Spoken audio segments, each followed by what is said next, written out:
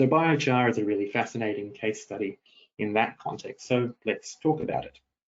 I'm going to guess actually that probably 98% of people on this call don't know much about biochar, and that's okay. It's okay not to know things. So let me share what I've learned while I've been looking into this.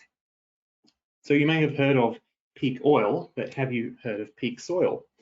If it's not the pandemics or the fires or the floods or the techno-authoritarianism that's going to do us all in, well, don't worry, this confronting piece from Scientific American a few years ago puts a different problem in stark terms. There are only 60 years or 60 harvests left if we don't do something about soil degradation.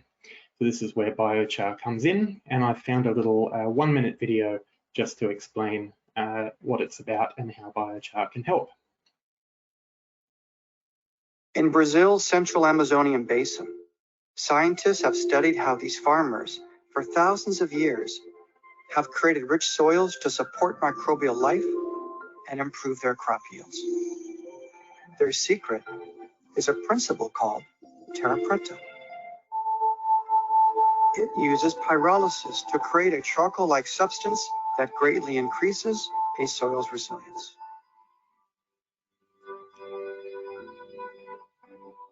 Today, companies use technology to create a modern form of terra preta. It's called biochar. How does it work? Wood, or feedstock, is fed into a rotary kiln that operates at temperatures roughly 500 degrees Celsius. The kiln's oxygen-limited environment carbonizes the biomass, creating biochar, with the exhaust heat it generates also available as energy for human use.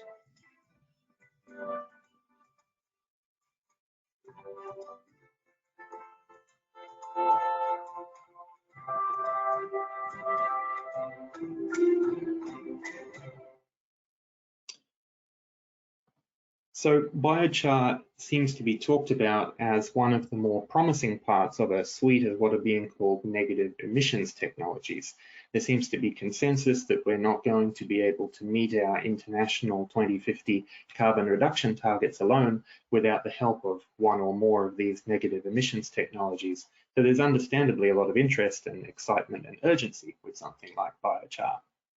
Now, people started talking about biochar seriously during the first decade of this century, and since then the discourse has contained a lot of hope and excitement about the possible win-wins for carbon emissions, sustainable agriculture, and the economic potential.